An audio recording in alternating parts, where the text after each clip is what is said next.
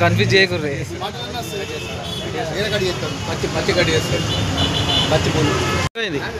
ఈరోజు వజ్ర శ్రీనివాస్ ఆధ్వర్యంలో బస్టాండ్ ఎదురుగా వేసవి కాలాన్ని దృష్టిలో పెట్టుకొని ఇక్కడ ప్రతి ఇంట్లో ఉంది.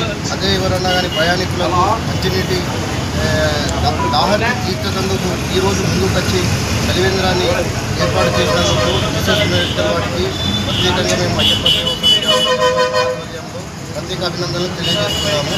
వీరికి ఆయుర ఆరోగ్యాలు అష్టైశ్వర్యాలు ఆ భగవంతుడు ప్రసాదించాలని చెప్పి ఆ భగవంతుని మనసారా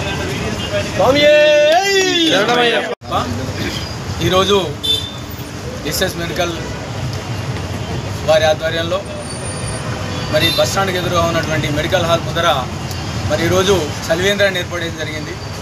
ఎండ తీవ్రతకు అనేక సుదీర్ఘ ప్రాంతాల నుంచి వస్తున్నటువంటి ప్రయాణికులకు ఒక దాహార్తి తీసే కేంద్రంగా మరి ఏర్పాటు చేయడం జరిగింది.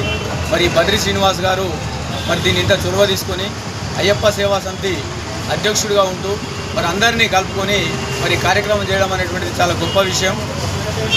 మరి అందుకని వారికి అయ్యప్ప ఆశీస్సులు కూడా ఎల్లప్పుడూ ఉండాలని చెప్పి మనసా వాచా కర్మన కోరుకుంటూ మరి ఇట్లాంటి కార్యక్రమాలు మరి రాబోయే కాలంలో కూడా మరి ఈ ప్రాంతమే కాకుండా వేరే ఏదైనా కూడల్లో కూడా ఏర్పాటు చేస్తే మరి ఇంకా బాగుంటుందని చెప్పి సందర్భంగా తెలియజేసుకుంటూ ముగిసిన స్వామి శరణమయ్యప్ప.